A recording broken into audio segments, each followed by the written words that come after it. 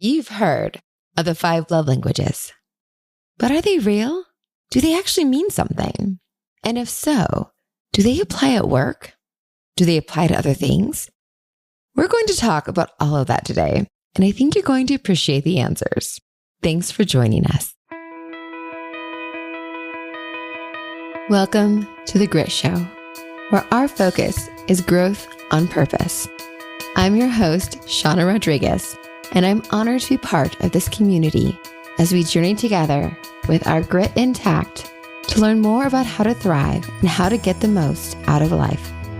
It means a lot that you are here today. As you listen, I encourage you to think of who may appreciate the tidbits of knowledge we are sharing and to take a moment to pass this along to them. Everyone appreciates a friend that thinks of them, and these conversations are meant to be shared and to spark even more connections.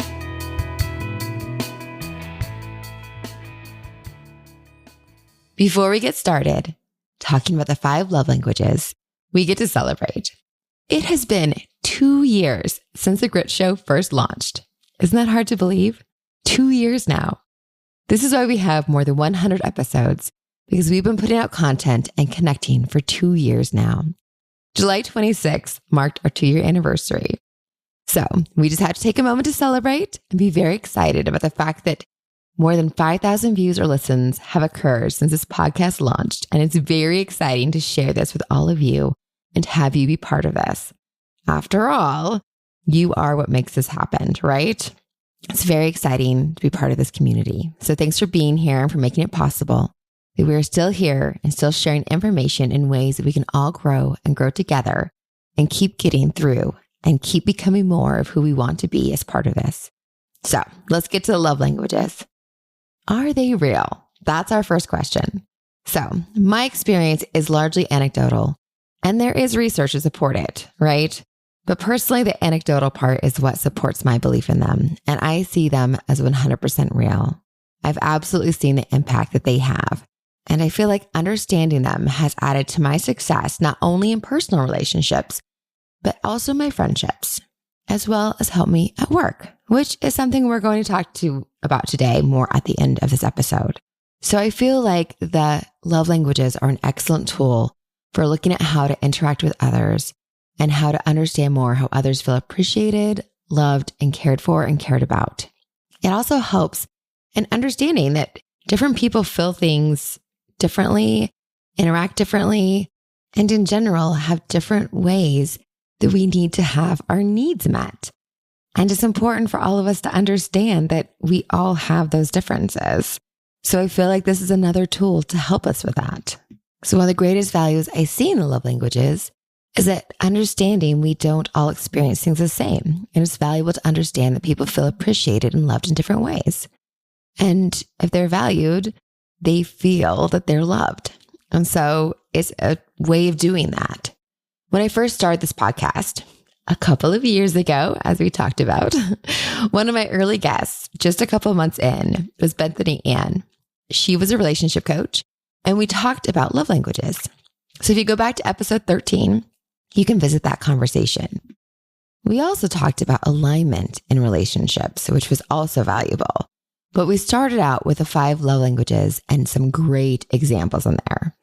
I'm going to try really hard today to not revisit those same examples, because I really encourage you to go back and look at some of those examples, because there's some really strong ones there that were very crucial to kind of give you some ways of looking at that and seeing those examples and some different lens of why things were happening in different relationships based on love languages. So go back, listen to 13 if you haven't heard that, and get some great examples to kind of build on this. Today, we're going to talk more about my own journey with the 5 love languages. And when I first heard about it, I was in my early 20s. I was engaged in my early 20s, which is just such an abstract concept at times because that was a while ago. And when I was engaged, one of the books that I was supposed to read during my premarital counseling was on the 5 love languages. And when I read the book, there wasn't any test to take, and I was absolutely clueless to what my love language was. We figured out what my fiance's language was based on reading the book, but I honestly didn't know what mine was. I felt like I was pretty good at all of them and could have arguments to support different pieces of them, I may have understood better that there was ones that I was less sure were mine, that they were ranked lower. But as to the top 3 or 4, probably, that I was like, they were all ones I was pretty good at. So it wasn't very simple for me. And the book has a lot of examples in it. And it was very abstract for me, those examples, because I didn't relate to a lot of them. So it's taken me time over the years and looking at people I know and seeing trends that's become more clear to me how it works and what it looks like. And it's when I was much older and somebody I was dating and we were having a conversation around it that they really helped me understand what my love language was. And interestingly, they kind of figured it out based on me having challenges in relationships that I was in and what made me be done with them. And specifically, one example they had is me being done with a guy that I was dating. And it was because of the fact that they didn't really get me. And what they didn't get about me was that spending time with me when it mattered. And I think that that's the conversation we're going to have more of today, is around the common misconceptions that can happen around love languages, each of the languages, and what people are afraid the love languages means more so than what the language actually even means. So my primary language is quality time, which we'll talk about. And acts of service is my secondary language. And so in the example that we talked about, I was somebody who doesn't need a lot of time with somebody, but when I'm going through hard times, like I need that connection and that quality time with somebody. And the person that I entered the relationship with, like I was going through a hard time and spending time with them and they weren't getting it and they weren't there for me. And that was what ended that relationship. And that's how somebody else I dated figured out that my primary language is quality time. And it was important to spend time with me when I was going through challenging times and to show up and be there for me in person, which was a pretty impressive mystery they solved and valuable for me to understand that that was my primary language. So when a love language is low for us, it's not one of our top 2 languages or a high language for us, it's easy for us to misconstrue when somebody has it as their primary language and that's a need for them.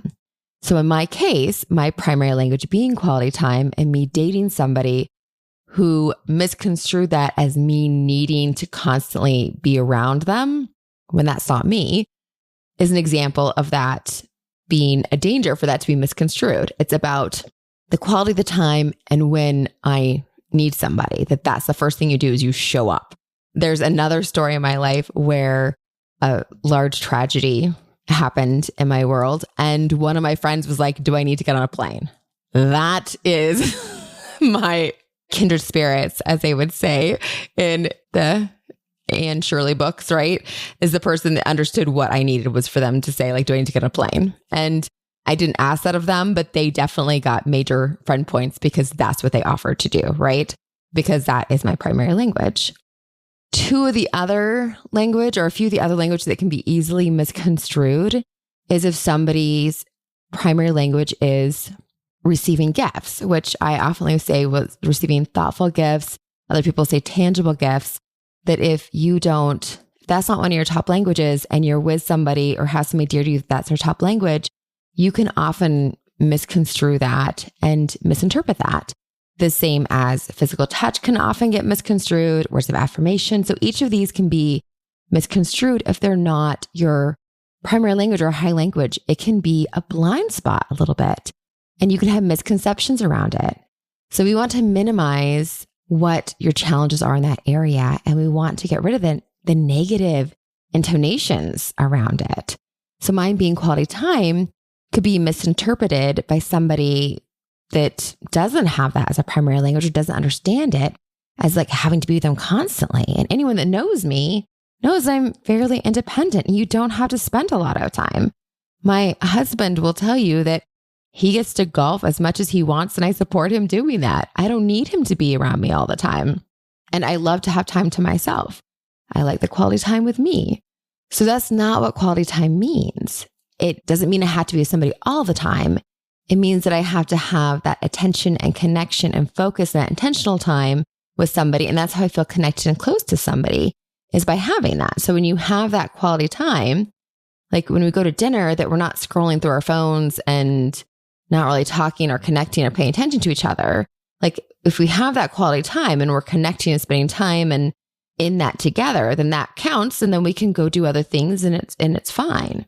So if I go on a walk with my husband and we're talking about our day and really connecting, like that 20 minutes could be the only time we get together that day and I'm good. So that's what you need to make me feel like I'm connected and that I have that quality. And so for somebody that has tangible gifts or thoughtful gifts, it doesn't need to be something expensive. It doesn't need to be about the money. And it's not that they're superficial. That's not the case at all. And that's where some of the confusion can come into that, right? Like that's where our minds go. That's the intonations we can attach to that unintentionally. So it might be that when I go travel, if somebody that I'm close to, their love language is thoughtful or tangible gifts, it might be that when I was on a plane, I saw an article in a magazine that made me think of it. And I tore out that article and I gave it to them when I saw them. So they have a copy of that article and know that I was thinking of them and they have something tangible that they can hold to have as evidence of that. So it's more that they need the tangible evidence of the thoughtfulness. And it might be when I was walking, I took a hike, I found the perfect rock that's shaped like an owl and they love owls. And so I brought them back this rock and I actually took the time to draw and make it look like an owl and gave it to them. And so for them, that was enough because there's this thoughtful piece of me knowing that they like owls because they're wise and they care about wisdom and I'm giving them this owl because of that. And that's the connection that it goes to them. So there's something tangible and it's thoughtful. And if I go to the beach and I just grab a rock and give them a rock and there's no tangible reason and it's just a random thing and it's not tangible, it's tangible, but it's not thoughtful, then it doesn't actually connect and it doesn't matter. And I might be, well, it's because I didn't buy it. That's why they're upset. If I would have bought that rock at a store, it would have mattered. But if I bought that rock at a store and there's not the thoughtfulness behind it, it still wouldn't actually count, right? There's details, right? It matters in the details. So if I saw the rock and the rock was shaped like an elephant face and they love elephants, so maybe that would work because that's why I gave it to them.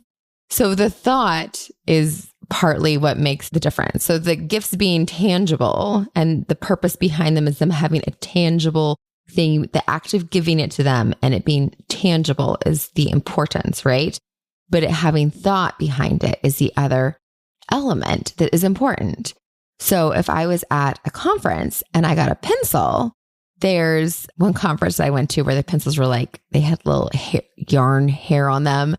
That was a pen or whatever else. And I thought that they would think that was funny and cute. So I got them one of those, even though it was a free pencil, that there's thoughtful and it's tangible. And I give it to them from the conference that might meet the criteria with someone. But if it was my partner, and I don't think gift giving is one of his top things, but if it was, like, he wouldn't care about a pencil with hair on it, like, with a little yarn on it. So it probably wouldn't work for him because I wouldn't connect with him. But if it was a golf pencil, like that would work for him. Or if I got a squeeze ball for a stress ball at a conference that was shaped like a golf ball, for him, that would work. For somebody else, if there was a joke about, like, when we were kids, we went and got watermelons, or my dear friend Lori, who celebrated her birthday recently, there was this memory I have of her eating a watermelon sitting at our coffee table when we lived together. And there was a watermelon squeeze ball, and I got that for her. Like, that would be thoughtful, and it was tangible, and it related to memory, and she's under a lot of stress, so it's helped to manage her stress. Like, then it would work, right? Because it ticked all the boxes. So if we love them, it makes us think of them, and then we, have a way that it connects, then it kind of ticks all the boxes of being that. So it doesn't have to be something that costs a lot. It just has to be something that's thoughtful and tangible. And a lot of times we get stuck in this place if somebody has the love language of tangible, thoughtful gifts, that we think that it has to be expensive or they're superficial and it has to cost something. But it's more like this act of receiving, this being thought about, and then having something tangible that matters to them. And so those are the things that we need to keep in mind when we're doing it. And so that when we get into speaking about work stuff later, that like a $25 gift card to just anywhere actually doesn't check the boxes because it's not tangible and it's not thoughtful, right? So that's the thing that makes it tricky as well. So it might be that I'm buying this friend gorgeous, expensive jewelry all the time, right? And it's actually not checking the boxes because maybe they don't even like jewelry. Or it might be that I do have a friend who I love gorgeous, expensive jewelry. so that might work for me, but my love language is not tangible gifts. Like that's actually lower on my list. It still makes me very happy, but it's not how I feel loved. It just makes me happy. So it just needs to be something that's thoughtful and tangible. And sometimes when we think of gifts, we think that it has to be something that costs money constantly. And it might be more like a postcard that I think of them and send a postcard in the mail that isn't expensive. And so I don't need to buy them a gift at Disneyland or when I'm in Italy. It just seems to be that I'm sending them a thought and remind them of some connection to it. And I put thought into which postcard that they'll like the most. And that's the important piece. I wanted them to know that it's connected to that. So it's important to kind of think of that's something that it doesn't have to be expensive, and having the thoughtfulness and having it be tangible and the act of giving is what's the important pieces of it. So let's move on to words of affirmation. What do you think the danger is with words of affirmation? I think the danger with words of affirmation is that we assume that somebody just constantly needs reassurance, that we constantly have to say, good job, you're doing a good job, you're awesome, keep it up. Empty words of just saying, you're great, you're awesome, keep doing that. When the problem is we can't give them words like that because those aren't helpful at all. Those words are just empty praise. And words of affirmation needs to actually be words that are specific and directed at what specifically about that person you appreciate, you love. It's love language, right? You need to be very specific on what you're telling them, and it needs to be directed to what they've specifically done. And so we have this in our heads that they're requiring this constant praise, but really those are just empty terms that aren't fulfilling for an individual whose love language is words of affirmation. So let's say your partner is somebody who has words of affirmation as their primary love language. My mom had that as one of her top languages.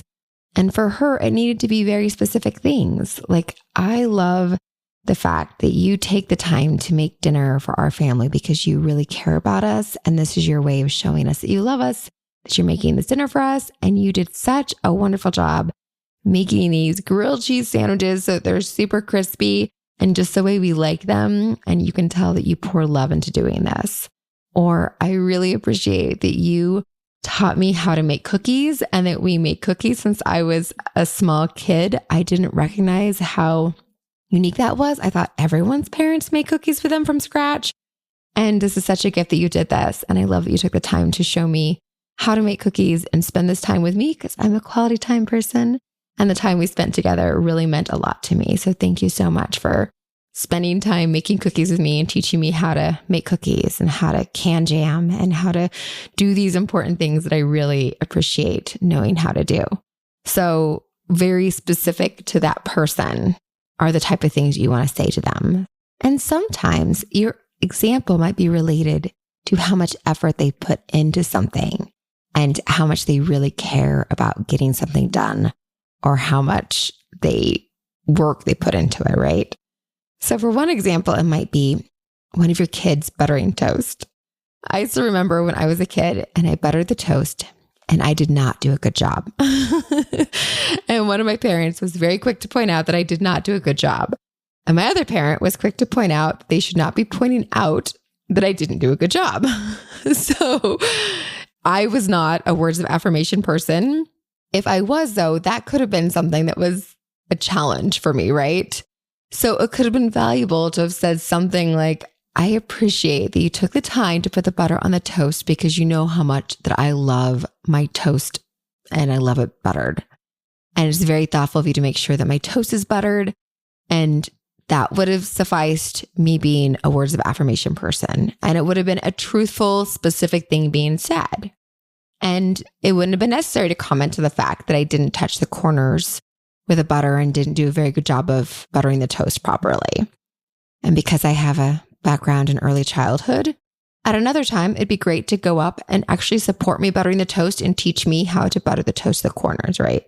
Little side note. But there's still a way to work with somebody who is a words of affirmation person and not just saying good job when they didn't do a good job, because that is not helpful and that is not the best way to do things. Because I didn't do a good job and that would not be the proper thing to say. What would be proper is to say, it was so thoughtful of you to butter the toast for me when you know how much I love toast and you know how much I love to have it buttered. And it was thoughtful of you to do this. Because again, I'm an acts of service person. So I was doing it as an act of service and to acknowledge that I was doing it as an act of service and that I was being thoughtful about the fact they like to have butter on their toast. So somebody's words of affirmation is important to pay attention to what you can say affirming about when they do things, even if it wasn't done perfectly or exactly how you would have done it. And to recognize that I am not a words of affirmation person, so I may not recognize that. I am quick to recommend how to do things better, quick to point out how things weren't done right. And that has been a challenge in relationships for me. I guarantee you, if you approached my ex-partners, ex-boyfriends who I've been with for some time, they will let you know that they felt I was critical because I am not a words of affirmation person. And my friends would be surprised by that because I am a kind, loving person, but it is a direct reflection of I'm not a words of affirmation person. I'm a quality time and acts of service. I will do things for you. I will spend time with you, but I don't realize that, like my parent who would point out that the toast wasn't buttered to the corners, I'll be quick to let you know how to do things better because I have an eye for problem solving and how to do things better. And I don't think of it as criticizing. I'm not realizing I'm doing that. So I've had to teach myself how to look at the intent, how to affirm what's being done well and being done positively and approach things that way. And find when somebody does want to hear how it can be done better and find my ways to insert that information, right? Because that's not instinctive for me. That's not my first response. That's not my first reaction. So it's really important to know which ones aren't your first languages, your top languages, because that's not the thing you go to, because that's not your knee-jerk reaction is to be affirmative and to use words of affirmation to support somebody because you're showing your love, your affection, your care, your gratitude in other ways, right? So that's why it's important to know like which ones aren't your top and you don't just automatically do them because they might be your Achilles heel and might be the ones that you have the hardest time showing people because it's not something that comes naturally to you, right? So keeping on this vein with acts of service. So if you know somebody and their acts of service, that's mine.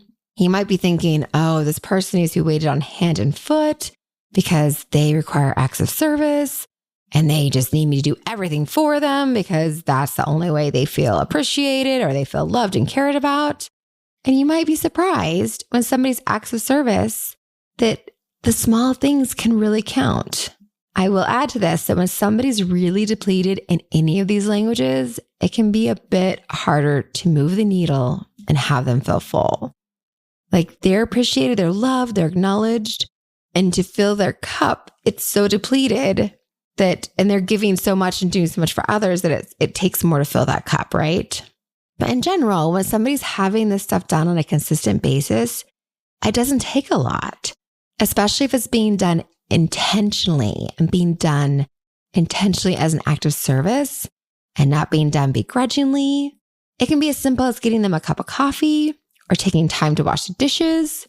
So those little pieces can go a long ways, especially when they're being done to make sure that the person realizes that you're doing it because you love them and you care about them and you want them to know that. And that's why you're doing these things and not in a begrudging way, like saying, I can't stand to do dishes and I'm only doing them because. instead of doing that, to say something like, I see how hard you work and I want to be able to contribute and support you as well. So I know doing the dishes is just a small thing, but that's what I had time for today. And I want to always do that to show you that I love you and appreciate you. Or I just took out the trash. I know it's just a small thing, but I want to do that because I know you do so many other things and I want to at least contribute that piece. And to also let them know you do those things, right? Instead of just taking out the trash, because you always take out the trash, but to also take a moment, not like, acknowledge me, I took the trash out, but to say it just like I did, say like, I took the trash out. I know it's a very small thing, but I want you to know that the reason I take the trash out is because I appreciate all the other things you do and I want my little way to contribute. Is there some other small thing that I can do to show you how much I appreciate all the things you do for our family, to show you that I appreciate that? And to prioritize those things, knowing that it means so much to the other person, and to tell yourself as you're doing them that you're doing them as an act of love and that you're doing them to contribute. And to be able to, even if you have kids, to have them understand that as well, to say, hey, mom does a lot around here. How about we all show her how much we love her and care about her by chipping in and making sure we get these dishes cleared off the table because she does so much to take care of us.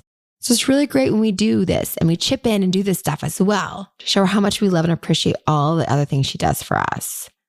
And if you find that person resisting, if you find that person saying, no, I've got it. Like that's a sign that they're burnt out and they've been pushed too far. If you know that that's their love language, right? And to be able to help them see, like, I know it's hard for you to accept this because you haven't felt like we're contributing, but please let us do this in this little way because we want to make sure you feel loved and we know this is how you feel loved. And this context applies to the other languages as well. So if it is with gift giving, to be able to say, like, this gift is because of all the gifts you've given to me to show me that you care. And I want you to know that I love and care about you. And that's why I'm offering you this gift, right? So that this time I've carved out to spend with you is because I really enjoy spending time with you. And I know you've prioritized spending time with me when I've had a rough time. So that's why I'm prioritizing spending this time with you. So those contexts, especially if it's not your primary language, it can be valuable to offer that as well. So as we go into looking at physical touch and the potential downfalls or stereotypes that might go with that it feels like somebody needs to constantly have hugs, have reassurance, have that physical contact. And that can be hard for somebody who wasn't raised in a family with a lot of physical touch or a lot of contact, that it might be something that you need to figure out how you can do in a way that you're comfortable with. And it's actually something that, like squeezing shoulders or squeezing forearms, I actually do squeeze forearms a lot. Interestingly, or squeeze shoulders, or even holding hands. I can tell you, I have in the last 3 months, I've had about 3 different girlfriends comment about me holding their hand, and that no one does that. No one holds their hand, and that they really appreciate that I've held their hand. And the fact that they're commenting me holding their hand makes me think that that's probably one of their top languages, that physical touch is important to them, because people don't do that. They don't often hold hands. And you might think, because I've taken the time to do that that's one of my top languages. And in fact, it's not. But it's one of the ways that I'm multilingual, that I kind of test that out with people. And those are people who I've noticed that they grab the hugs, that they take the hugs and appreciate them. Where I have other friends who are very awkward with hugs and don't like hugs, and I've definitely never held their hands.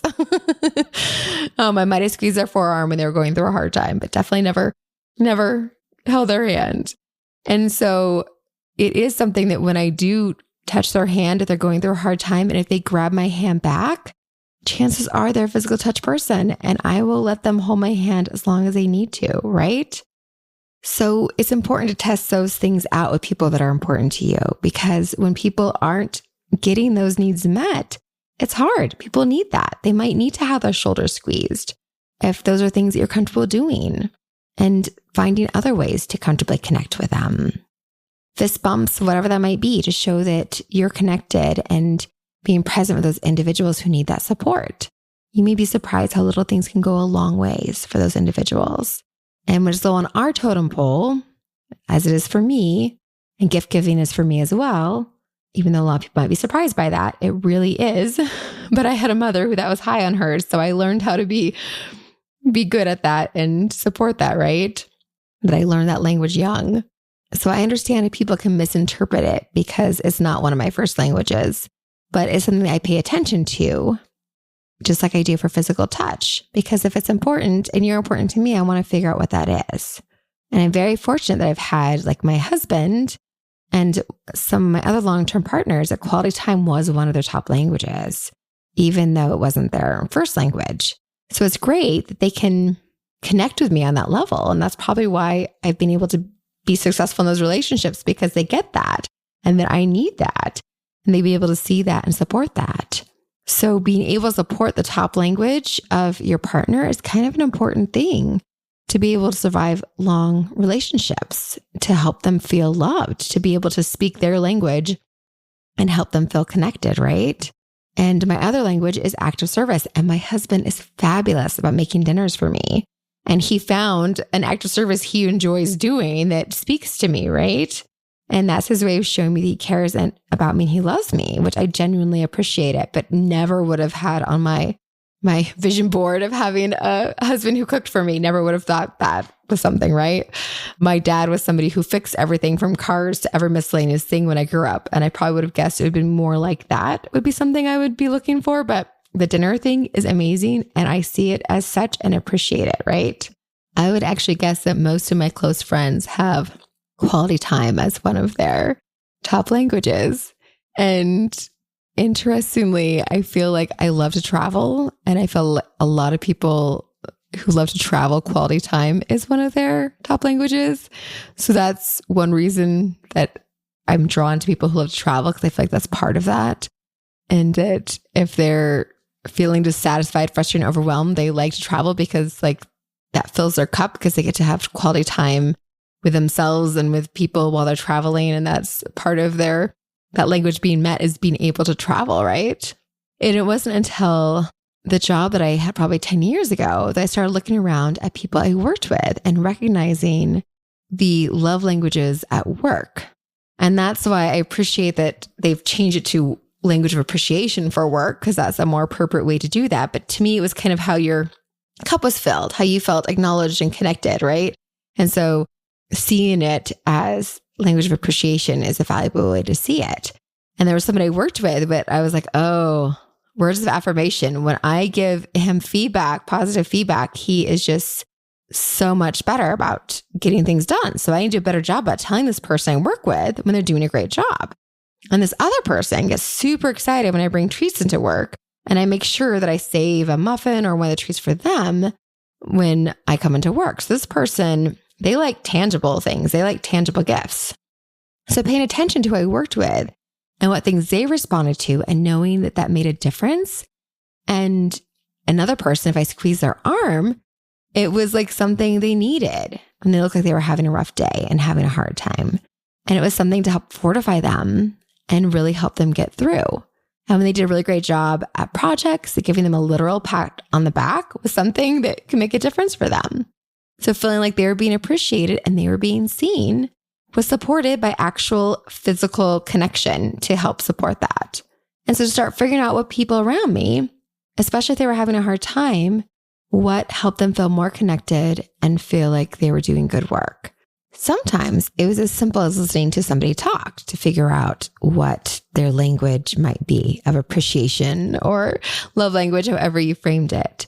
So when you look right at your friends that had a really hard time during the pandemic, when everyone was so isolated, there's a good chance that the harder the time they had, the more likely their language is quality time, right? Because everyone was so isolated and they weren't able to spend time in person with people. Knowing that I have friends all over the world and all over the country might surprise you if you know my language is quality time, right? Because of the fact that why would you have friends? It's hard to spend time with in person.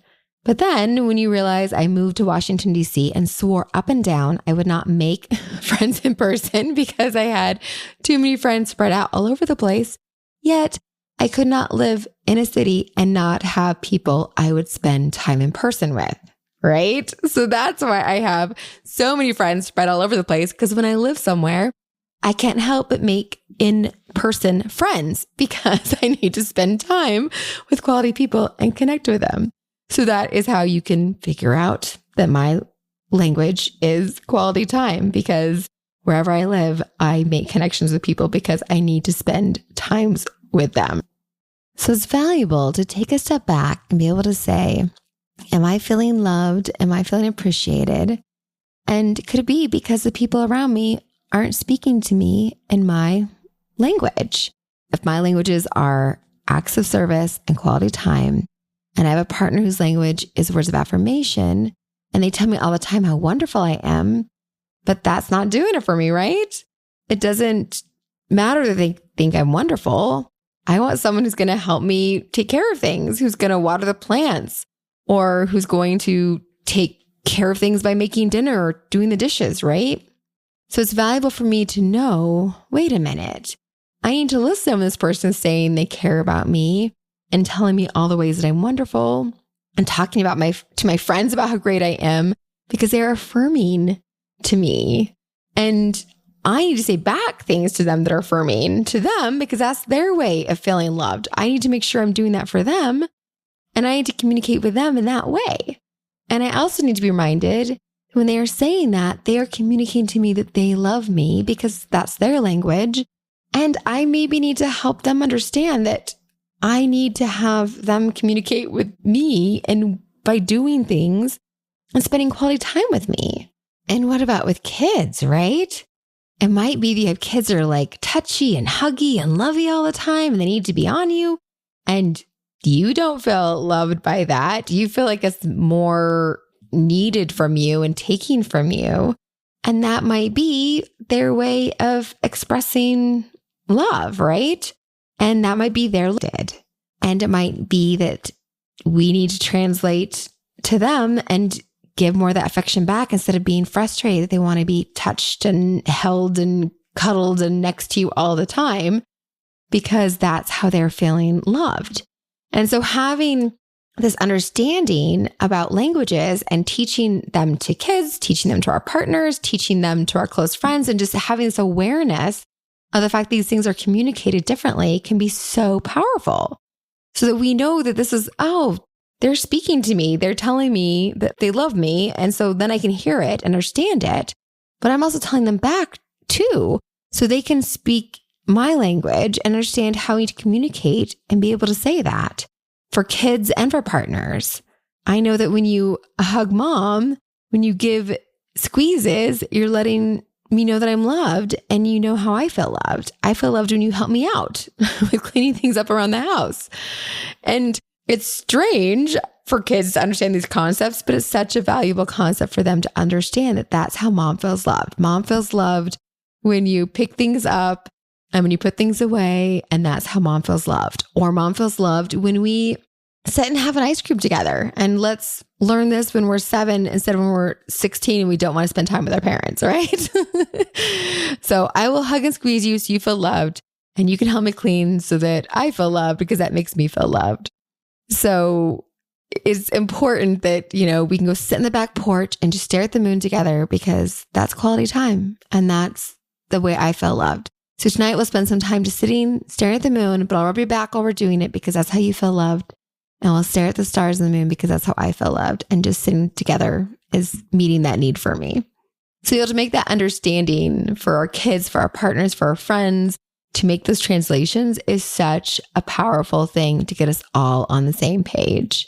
And it's better for us to be doing that decoding and figuring out with their family members, so that when we show up at work, it makes it a little easier to translate to those other situations for those individuals, right? So let's translate that. Let's go to work and do a little translating. There's actually a book that I'll have in the show notes called The 5 Languages of Appreciation in the Workplace, Empowering Organizations by Encouraging People.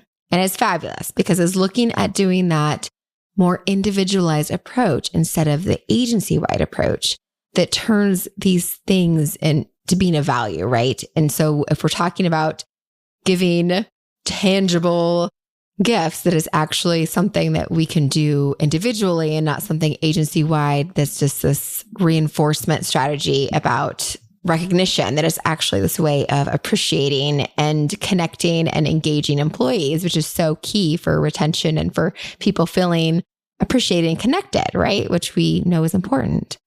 So especially if you're a manager, or it's very valuable to look and see and learn about this appreciation and the motivation and the connection in the workplace, because it's very valuable to understand that and to know who you work with and how they feel appreciated, how they feel seen and acknowledged. And this book might have existed back when I was already looking at people around me and trying to figure this out, but it's definitely nothing that I understood. And it was a light bulb for me when I started seeing things that way. So it's so incredible that there's actually a tool you can use to learn about how to do this. And words of affirmation, in my experience, is usually in the top 3 for most individuals. So it's a good one to kind of start with if it's not one of your top languages, to be able to be good at and to be able to learn it. Because if you look at people successful in the workplace, you'll notice that they're good at getting that specific feedback that is positive to individuals and to be able to support others with that. So being very specific and affirming and letting people know they're doing things right and doing well, and realizing that there's still more languages and other ways to communicate and support individuals that might not be their primary language. And I think that the appropriate physical touch one is probably the hardest one to translate into the workplace for people and to understand how to do that. And I said earlier that I'm the queen of squeezing the forearm, like just above the wrist, like between the wrist and the elbow, just squeezing that with gentle, firm pressure. And it's probably because I've worked with young children and have kids with sensory things. And so gentle, firm pressure. And that's a very safe place to touch and give that pressure. It's something I learned working with young kids to help soothe and calm them, as well as like pressure, like pushing down on the shoulders. So being able to do that with someone you work with, to let them know that they've done a good job, or let them know that you're connected to them, that is very appropriate. And to understand that the balance is knowing who wants that and who that's supportive and helpful for, instead of just doing that to everyone because that's your language, when that might not be theirs and it might not be welcome to them, right?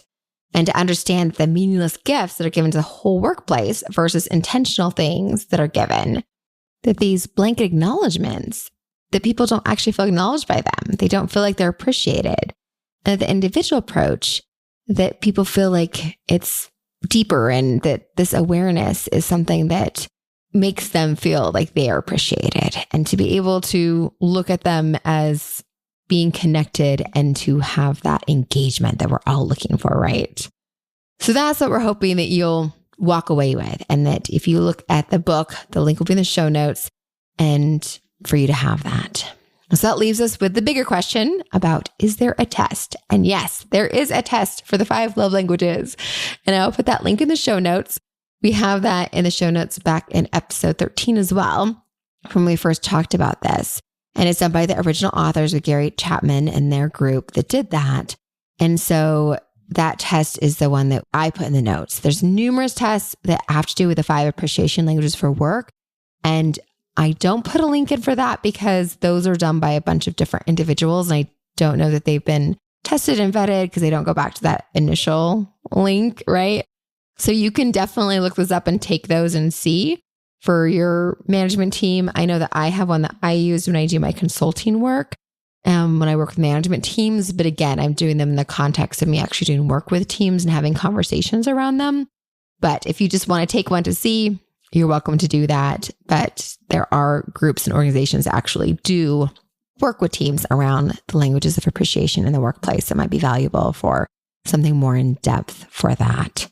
So you can Google if you'd like to have more information around that. And the book is valuable as well. And if you ever do read, there's numerous books on the 5 love languages that are for teens and for different circumstances. I don't put the links in because I haven't read all of them and don't know as much about them. But if you do have an endorsement for those, I would love to hear more about your experience with them and what you thought about them. So I just linked to the original book because that's one I read back in the day and that's the easiest thing to do, but I would love to know if you read other ones and for you to know that there are other ones that are resources that are for children and teens and for singles and for couples. And so feel free to look at them. And if you read one of them, I'd love to hear about it. So be sure to share that. And for our self-maintenance minute, my plate is a little full right now. I took off some time to travel and be with my grandmother, LaRue, who passed last week. She had a lot of other fabulous family that was with her. So at first I didn't feel a need to go there. Then I felt this pulling, as that can happen, to be with her. She is actually immortalized in my novel, Beyond the Pear Blossoms. And she's just an incredible woman. I'm so lucky and blessed that she was brought into my family's world. I feel that was definitely divine intervention, that she was part of my life and my family's life. She's a gift that I'm very grateful for, and good for all the time that I had with her. She lived into her 90s, which is very wonderful and amazing that we had her on earth as long as we did. And I have so much value from the conversations I've had with her over the years and for all she's done for my family. And so much so that she and her husband, my grandpa Ralph, are both immortalized in my novel.